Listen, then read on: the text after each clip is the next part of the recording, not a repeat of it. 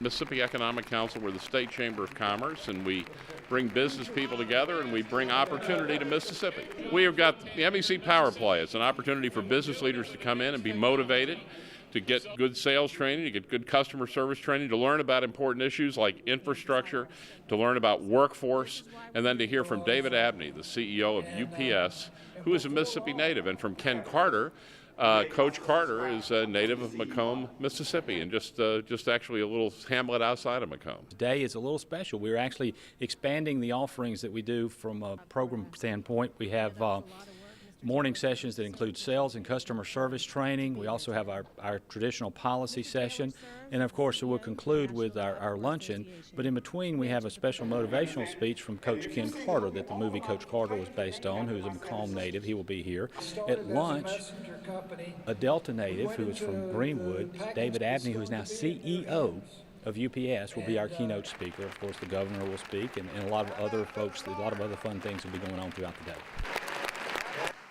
Coach, the great sports announcer now, and Coach Lou Holtz once was asked, what does it take to be a great sports announcer? He said, well, it's kind of like being a politician. You just start talking till you think of something to say. Well, I know what I want to say here today to MEC and to all of you. Thank you. Thank you for being a part of this great organization. A state cannot survive, they cannot endure without a chamber. Think, if you will, for just a moment, what this state would look like without an MEC. This room today would be dark and empty. There would be no leaders to help the Mississippi legislature understand, from the grassroots, from the smallest of businesses to the most successful in the state, what it really takes to create the best of environments for businesses in this wonderful state of ours. There would be no 17,000 jobs that have been created and $2.4 billion worth of investment in the last 3 years without an MEC. Our unemployment rate would not be down to 6.8% from 9.5% if it were not for MEC. We would not be a top 10 state for economic development according to Area Development Magazine if it was not for MEC. MDA, our great team of economic developers and job creators at MDA, would not be number 9 in the nation without MEC. Now, it's great to have a top 10 football team, and we had a couple for a couple of weeks. And we all celebrated that, but it's even more exciting to me to have my MDA team be number 9 in the nation and moving up. Without MEC, I can assure you we would not be number 5 in the nation for the growth of women-owned businesses. Let that sink in for a few moments. Number 5 in the nation, ladies, for women-owned businesses. Thank you for being job creators, ladies. Without MEC, according to Kipler's, we are number 4 in the nation for the most tax-friendly business environment. Without MEC, this would not be the number 1 place in America to practice medicine. That's right. According to Physician Practice Magazine, go Google it, this is the best state in America to practice medicine. As we were traveling the state on our health care huddles, we told time and time again disbelievers that that was true. And I know a lot of them went outside and said, oh, no, let me Google that. And as surprised as they may have been, was just as happy as I was to know that that would be true. Without MEC and the star students and teachers that were here today, how about those kids? 36 on an ACT? I was trying to do the math, but I think if you doubled mine, I would get there. Remarkable future that we have. Just the other day, I was in Madison County at Madison Central, and they have over 100 students that are in the 30-plus club. Now, at my age, you think 30-plus, that means we're getting older. No, those kids made 30-plus on their ACT, over 100 of them in one high school. Remarkable things happen here. Without MEC and the legislature's help and the leadership of this state, we would not have Dr. Condoleezza Rice, who's board chairman of the Foundation for Excellence in Education, recently state that Mississippi is quickly becoming the next great American success story in education. Condoleezza Rice. So thank you, MEC. Now, I know you came here to hear our fellow Mississippian, David Abney. David was born in Cleveland, Mississippi. He's from Greenwood, but he's kind of like me. I'm from Moorhead, Mississippi. Now, luckily, they had a clinic in Moorhead, Dr. Phillips did, and I was delivered there, but David and I think he may have had to go to Cleveland and find a hospital in those days. But what a success story you'll hear from this man who believed that he could do great things, as we have a tendency to do here in the state of Mississippi. Economic development was said earlier so properly by David Gates, is a team sport. But every team's got to have a leader. Now, I like to think I'm a coach. Let's use a football analogy because I love to do it. You know, I try to get on the sidelines and call the very best plays I can. I try to make sure that we go out and recruit the best people that we can. I try to create an environment where the very best want to come to our state and begin their businesses. We've been pretty successful at doing that. But we've always had a good quarterback, if you will. Brent Christensen did a remarkable job of running the plays, making the scores. But he had a team behind him at MDA. So very proud of the job that they have done and are doing. So, as you know, our quarterback got recruited. That's all right. They don't recruit quarterbacks from losing teams. When you're really successful, folks come after you, and let them come, because we're going to continue to be more successful each and every day. So we began to look for a new leader at MDA. We looked here in Mississippi. Now, I think it was maybe President Reagan that talked about luck and hard work and how he loved to work hard, but more importantly, he enjoyed being lucky. And sometimes as governor of this state, I get very lucky. I get lucky when a man who did not have to take this job as head of MDA chose to do so because he loves this state. I'm going to tell you today who that new leader is going to be. He's a man that's been a local mayor of Tupelo, Mississippi, a town that has seen success in its particular region. He is former chairman of the Tennessee Valley Authority and former director of the Appalachian Regional Commission. His tenure at TVA, the utility earned this national recognition for economic development efforts and achieved record goals for capital investment and job growth. Ladies and gentlemen, please welcome with me the new MDA directors here with us today, my friend Glenn McCullough. Glenn, stand up and let us welcome you. There you are. Glad to have you. Glad to have you. You want to say something to these guys? Thank you, Governor. The leader of our state and our top economic developer, Governor Phil Bryant. So to Chairman Gates and to Blake Wilson and all of you, integral players in Mississippi's economy that's moving forward. You know, the Mississippi Development Authority is in business to help communities, to help counties, to help regions, to help corporations and companies and countries, like most recently Israel, achieve their goals. And that's what we do here in Mississippi. So it's quite an honor that I have to team with all of you and to work with a talented team at the Mississippi Development Authority. Number 9 in the country, but as the governor said, we're moving on up. Thank you for this privilege to serve. I look forward to working with all of you so that Mississippi's economy will move together forward. Thank you very much. All right, Glenn, great job, man. Well, the message here today is that Mississippi is growing, that we have a successful business economy. If you look at a CEO like David Abney today is not only bragging about Mississippi because he's from here, but he knows the reality of the success that we've had. That's very good news from one of the nation's best business leaders. I want to talk about a huge opportunity for the state of Mississippi and for our nation, and obviously for my company at the same time, and that's global trade. Global trade already supports here more than 50,000 Mississippi jobs, and that can be just the beginning.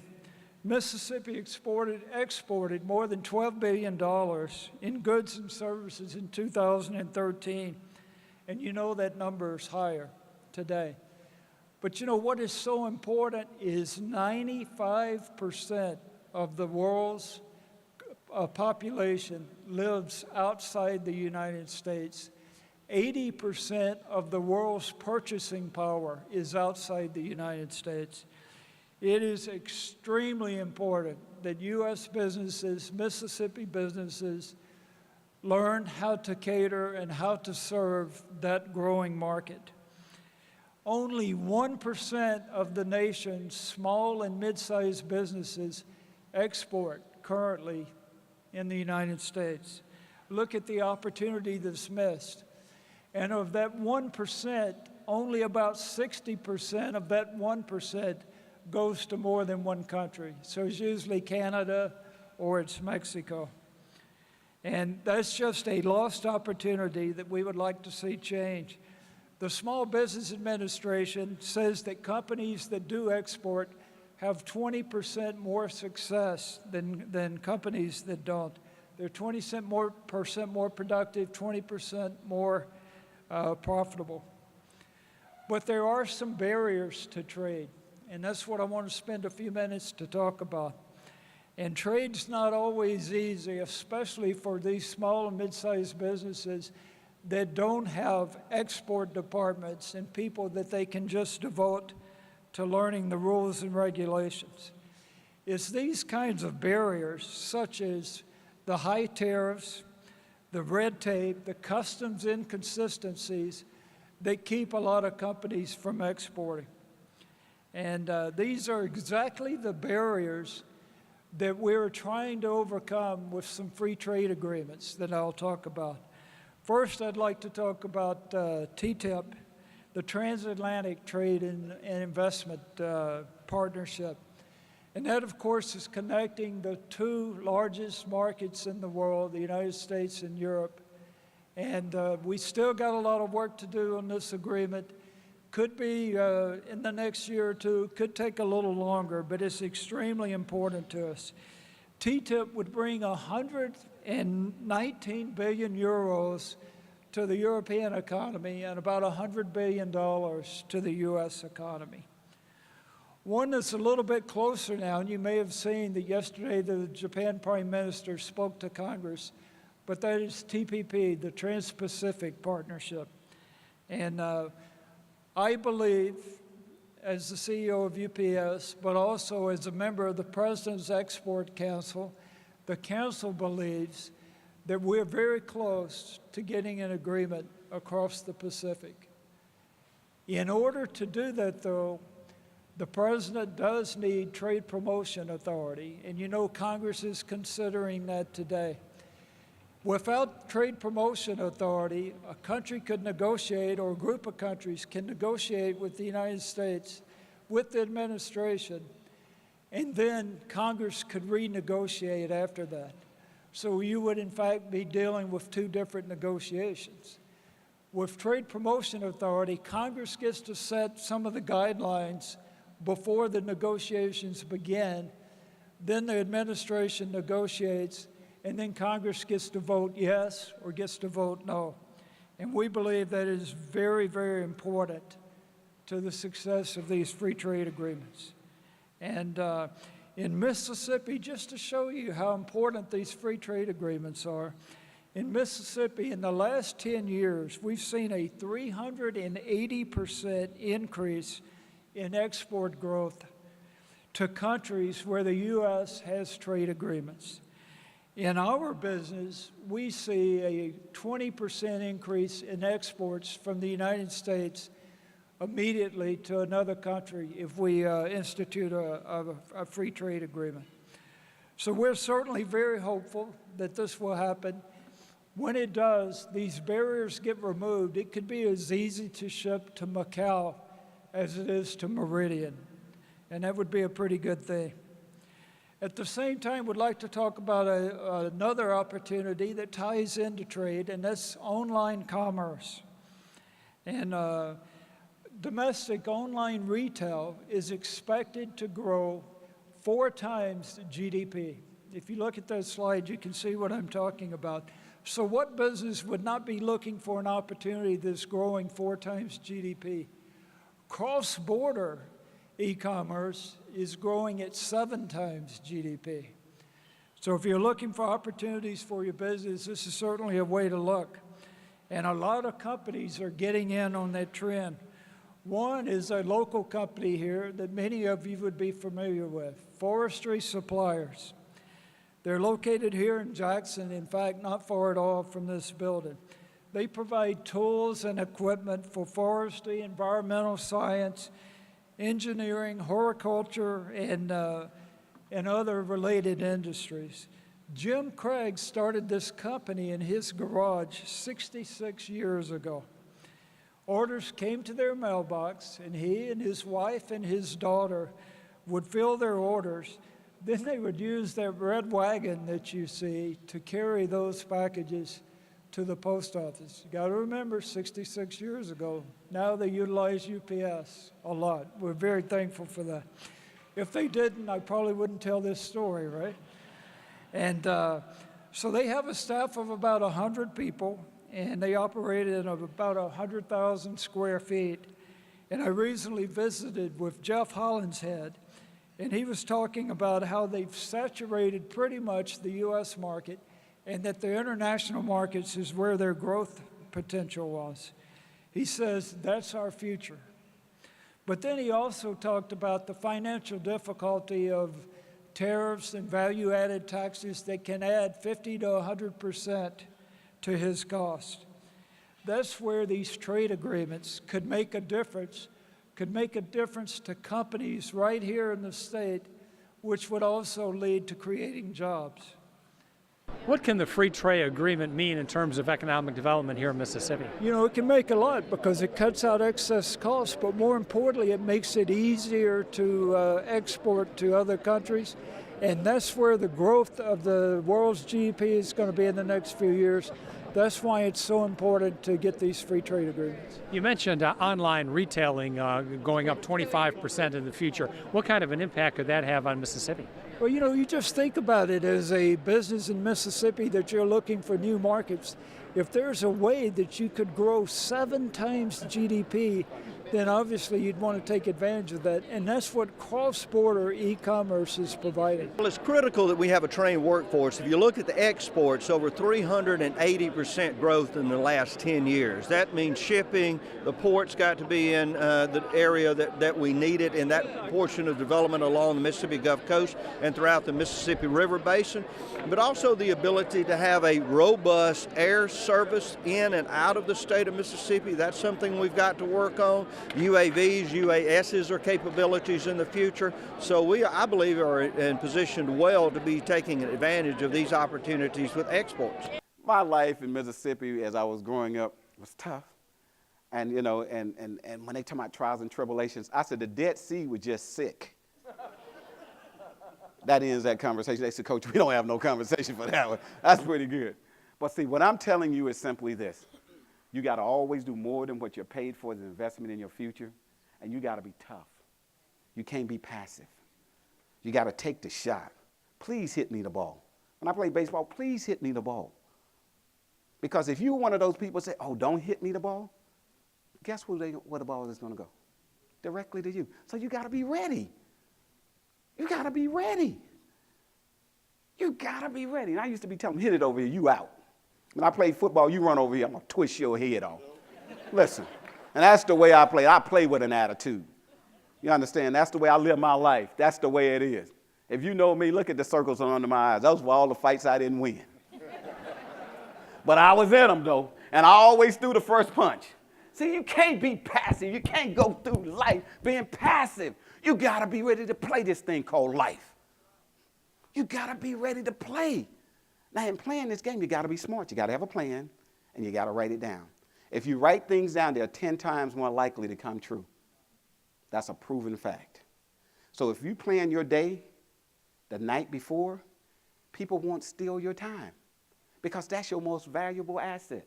You can't let people steal your time, your friends. And not being organized, you lose a lot of time. So all you guys commute, you need to be listening to a tape or something in the car. You got to have some bread for the head. Mississippi my roots come from here. And so all the success I've had come from the upbringing I had here in Mississippi. And what a great place to be. I always wanted to come back to Mississippi, and everybody wants to be somebody in what we call in life. But I just want to give good service. See, not all of us can become famous, but each and every one of us can become great, because greatness is defined by the service that we give to others. We just got to continue giving great service. We have our education celebration, which is actually the STAR student program. The top students from each high school throughout Mississippi is honored today, the highest ACT, highest grade point average. And this is a program that is 50 years old. It's been part of MEC for the last 50 years. We now have the facility here at the Jackson Convention Complex to be able to put those two programs together. So at 10 o'clock, our STAR students will be honored while our morning sessions are going on with our policy and sales and customer service. And then at 11:45, everyone, including the students, their STAR teacher, and their parents, will join us for the luncheon at 11:45. Ladies and gentlemen, it is my pleasure at this time to introduce members of the Kelly Jean Cook Senior Charitable Foundation, Inc. From Folsom, Louisiana, Ms. Deborah Rochelle, President of the Kelly Jean Cook Senior Charitable Foundation. From Jackson, Mississippi, Ms. Carolyn Boss, Board Member. From Madison, Ms. Joanne Michael, Foundation Secretary, and Katie Pacelli, Executive Director of the Foundation. Let's give them a round of applause.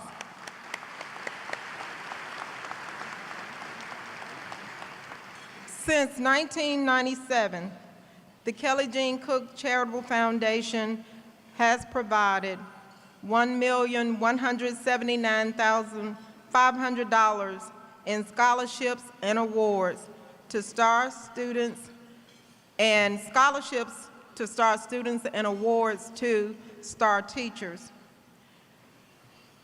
This year, we recognize our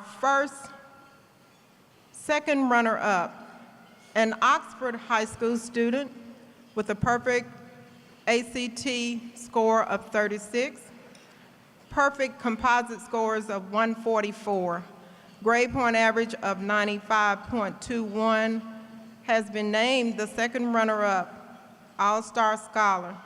Junie Joe. He will receive a $16,000 Kelly Jean Cook scholarship. His parents are also with us today, along with his STAR teacher. Let's give them a round of applause.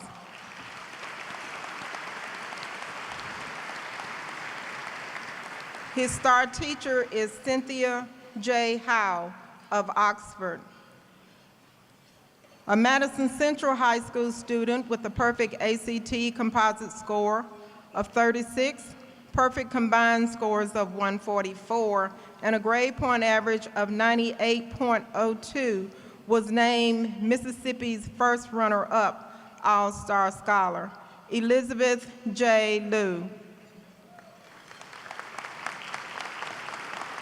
Elizabeth will receive a $20,000 scholarship from the Kelly Jean Cook Foundation. She selected Sonia R. Harvey of Brandon as her STAR teacher. And our top All-Star Scholar from Oak Grove High School with a perfect 36 ACT score, combined scores of 144, and grade point average of 100.14634, has been named Mississippi's top All-Star Scholar 2015, Nicholas Sartino.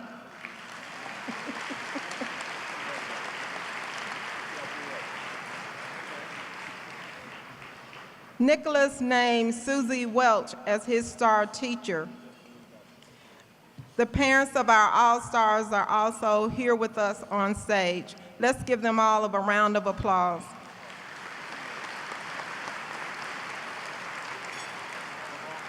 Nicholas will receive a $24,000 scholarship from the Kelly Jean Cook Foundation. Again, thank you. The value of the STAR program is an opportunity to recognize those students for that high achievement. And there's no question that throughout the state we have some very, very qualified and excellent students, and this is just a way to say this is great. We also, any student who scores a 35 or higher on the ACT, 35 out of 36, is automatically qualified as a STAR student. I believe this year Madison Central High School has 8 STAR students. Several other high schools throughout the state have multiple STAR students, but we have a total of 285 students that are going to be honored today as part of that program. I was really surprised. I didn't think I would get it, but it was a really nice surprise, let's put it that way. What are your plans for college and a career? I'm attending Yale University in the fall, and we'll decide what I want to major in later, because, you know, I'll figure it out. What are your plans for a career? Want to do something with economics or politics, maybe business, something like that. First place for Mississippi STAR student. What was your reaction when you found out that you become the top student in the STAR program in the state of Mississippi? Well, I was kind of shocked at first, but I'm just really excited. It's a great honor to be named this. What are your plans for college and a career? I'm going to be attending the University of Alabama at Tuscaloosa, and I plan on majoring in mechanical engineering. I'm just not sure exactly what I'm going to be doing with that yet. Very exciting, again, to see that MEC's growth, 2,200 people at this luncheon. I can remember the time there were maybe 300 or 400 that would come. We thought that was a big crowd. This is to a new level with a State Chamber of Commerce. Blake Wilson and his team has done a remarkable job. I'm very proud of them. It's really a fantastic way for business people to really feel positive about what they're doing and to realize the recession's over, let's get moving. If people have questions, like more information, what should they do? Go to the website, mec.ms, and mec.ms just brings you a panoply of information.